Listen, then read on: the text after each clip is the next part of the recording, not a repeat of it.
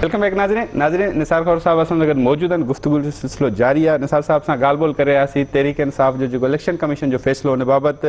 नसार साहब हिकिड़ो सुवाल ज़रूरु पुछंदुमि, वॾो इंट्रस्टिंग सुवालु आहे।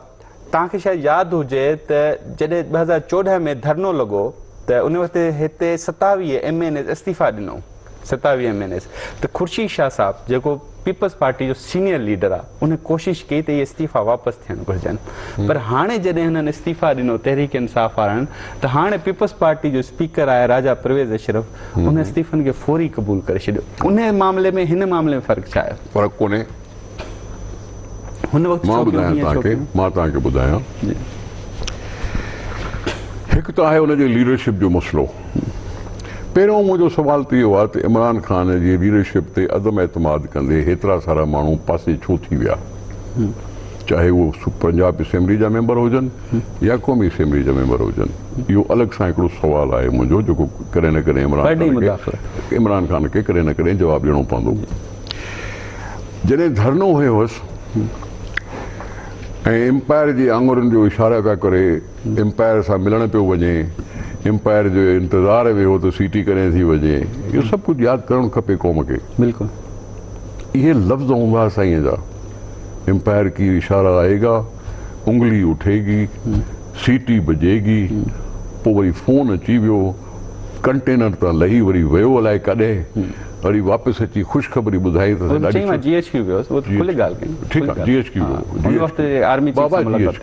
मां माफ़ी थो घुरां, GHQ वियो हो।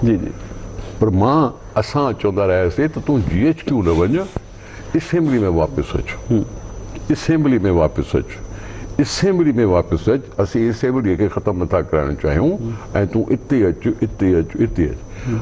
पोइ वरी आयो असेंबलीअ में कंहिं न कंहिंजे चवण ते, कंहिं न कंहिंजे चवण ते आयो, शायदि एम्पायर जे चवण ते आयो या जंहिंजे बि चवण ते आयो, मोटी आयो उन साॻी असेंबलीअ में जिते असेंबलीअ खे गारियूं पियो ॾिए बीठो, 2 नंबरी पियो चवे, ज़लील जो लफ़्ज़ बि इस्तेमालु कयो हुई, ज़लील असेंबली जो बि लफ़्ज़ इस्तेमालु कयो हुई, अहिड़ा सख़्तु सख़्तु लफ़्ज़ इस्तेमालु कयासीं। बिल्कुलु असां हमेशह चवंदा रहियासीं त मोट मोट मोट मोट।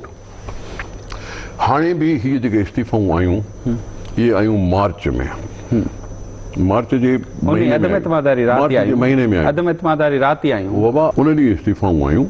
ऐं अॼु छा आहे, जुलाई। मार्च खां पोइ अप्रैल आई, उन खां पोइ मई आई, उन खां पोइ जून आयो, उन खां पोइ जुलाई आयो।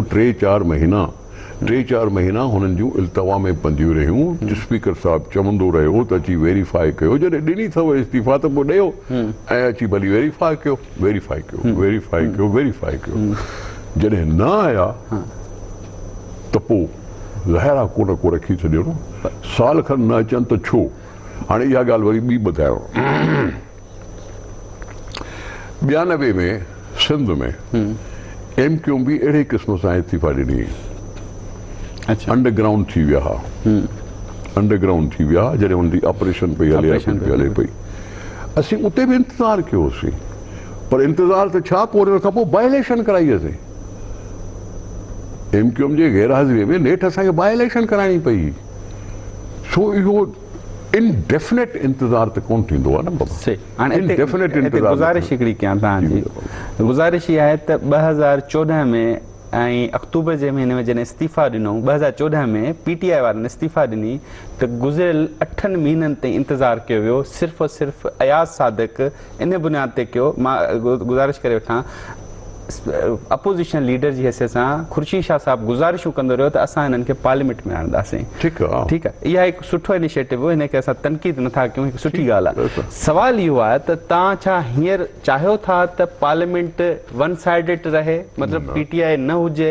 इहो हिकु सवाल आहे अवाम जो। मार्च कयां, इहा आहे PTI जी कंट्राडिक्शन, तज़ाद। मां सेनेट जे इजलास में वियुमि, उते PTI जा सेनेटर अची चुका, मुंहिंजो पहिरियों एक्सपीरियंस हो जी। ऐं उते सेनेटर्स आया, उन्हनि उते बहस मुबाहिसो कयो, गोड़ कयूं, जो कुझु बि कयूं। जंहिं ते मां उथी उन्हनि खे चयो त तव्हां हिते पंहिंजे पार्टीअ जी इजाज़त सां आया आहियो या बग़ैर इजाज़त जे आया आहियो? अच्छा। त ज़ाहिर आहे हू चुप रहिया ऐं पार्टी जी इजाज़त सां ई आयल आहे। पोइ तॾहिं मां चयोमांसि जेके तव्हांखे चूंडनि था उन्हनि जो तव्हां हक़ रिप्रेज़ेंटेशन जो घटायो ख़तमु छो करे छॾियो आहे? तव्हां छो आया आहियो? पार्लियामेंट जो हिसो जेकॾहिं क़ौमी असेंबली बि आहे त तव्हां बि आहियो, सेनेट भी पार्लियामेंट जो हिस्सो आहे, क़ौमी असेंबली भी पार्लियामेंट जो हिस्सो आहे। इन्हनि ॿिन्ही खे गॾाए पोइ चवंदा आहिनि पार्लियामेंट। बिल्कुलु सिर्फ़ु क़ौमी असेंबली खे पार्लियामेंट कोन चयो वेंदो, ॿई अवान मिलाए, ॿई अवान जॾहिं हिकिड़े अवान में तव्हां अचो था त तव्हां पंहिंजे चेयरमैन खे चओ छो था साईं क़ौमी असेंबली में बि अचो। मां बि उन्हनि खे रिक्वेस्ट कई आहे, तोड़ी जो मां उन्हनि जो मुखालिफ़ आहियां, लेकिन मां उनखे रिक्वेस्ट कई। मतिलबु तव्हां हींअर बि रिक्वेस्ट कंदो जेके बक़ाया इस्तीफ़ा न आहिनि क़बूल थिया हलिया अचनि वापसि? इमरान ख़ान पाण नथो सोचे छा? तव्हां पार्टी जा लीडर, इमरान ख़ान पाण न सोचींदो आहे, पाण सोचींदो न आहे छा? थी थो सघे न सोचंदो हुजे, पाण सोचींदो न आहे त पोइ चवे मां न सोचींदो आहियां, पोइ चवे त मां न सोचींदो आहियां। पर तव्हां बीइंग अ पॉलिटिकल पार्टी मां अॻु में चई चुको आहियां। तव्हां चाहियो था मां ॾिसो ॻाल्हि ॿुधो, मां थो चवां मां अॻु में चई चुको आहियां, हिननि इस्तीफ़ाउनि मंज़ूर थियण खां अॻु में चई चुको आहियां त हीअ कहिड़ी मज़ाक आहे त तव्हां सेनेट में वेठा आहियो ऐं क़ौमी असेंबली में न आहियो। शायदि इहा ॻाल्हि ॿुधी कुझु ॾींहं अॻु में चयो पियो वञे साईं तहरीक साहिब सोचे थी वापसि अचण जो, सोचे थी। हाणे जॾहिं सोचे थो इमरान ख़ान त पाण ई फ़ैसिलो कंदो। उन ख़दशे जे तहत इस्तीफ़ा जल्दी क़बूल कया। बाबा तव्हां पाण अचे न, हू अचण जे ख़दशे जे तहत चवनि बाबा तंहिंखे रोकियूं था, कोई रोके थो हुनखे अचण खां? कोई नथो रोके, कोई नथो रोके। खटण खां पोइ KPK जो मेंबर हिकिड़ो खटियो आहे, ठीकु आहे, हलफ़ खणणु नथो अचे, इलेक्शन में बीठो, इलेक्शन में खटियो, हलफ़ खणणु नथा ॾियनि। तुक छा आहे? सुभाणे इहे बाय इलेक्शन थियूं थियनि, उन में खटंदा के हाराईंदा, ठीकु आहे, पोइ उनखे बि चवंदोसीं हाणे तव्हां घर वञी वेही रहो। इहो तुक छा आहे? मां सम्झां थो इन में थोरी कुझु दानिशमंदी जी ज़रूरत आहे, सोचणु खपे। अचे भली अपोज़िशन में अची वेहंदो न, वधि में वधि अपोज़िशन में अची वेहंदो न, वधीक अञा फोर्सफुली ॻाल्हाए सघंदो। असां अपोज़िशन में जेकॾहिं हू अचे वेहे थो त असां बि त वेठा हुआसीं न कॾहिं अपोज़िशन में, असां बि त ग़लति बराबरि ॻाल्हियूं ॿुधंदा हुआसीं न, असां बि त हुनजो जवाबु ॾियण जी कोशिशि कंदा हुआसीं न। हीउ कहिड़ो ग़ैर जमहूरी रवैयो आहे, हीउ कहिड़ो ग़ैर जमहूरी रवैयो आहे त मां हुकूमत में हुजां त पोइ ठीकु आहे, जेकॾहिं मां हुकूमत में न आहियां त पोइ हिन पाकिस्तान ते एटम बम किरायो। इहो कंहिं चयो?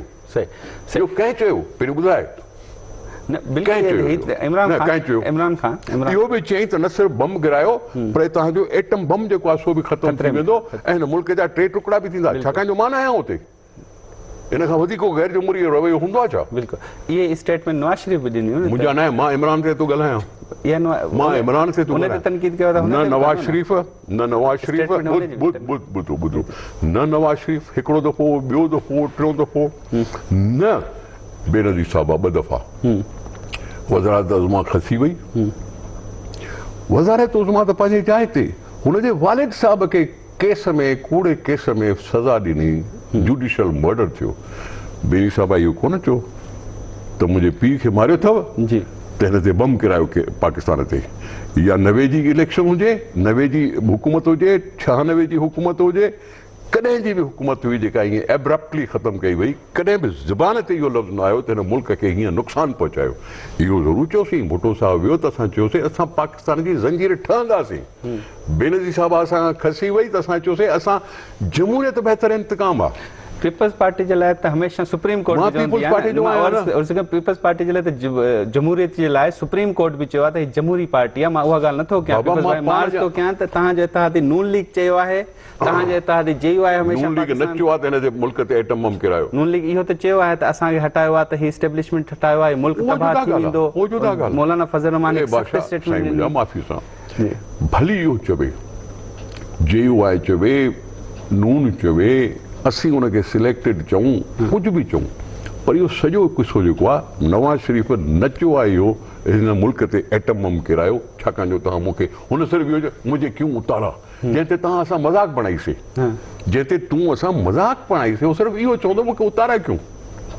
ठीकु आहे, हेॾी ॻाल्हि मां पुट जे फर्म मां पघार न वरिती आहे त मां सॼी उमिरि जे लाइ डिस्क्वालीफाई थी वियुमि। हीअ PTI सॼे मुल्कनि खां फंडिंग वठे ऐं उहा वेठी आहे। बिल्कुलु बिल्कुलु, वॾी अहम ॻाल्हि कई साईं। ब्रेक था वठूं, ब्रेक खां पोइ हिते ई कंटिन्यू कंदासीं। नाज़रीन वठूं था ब्रेक।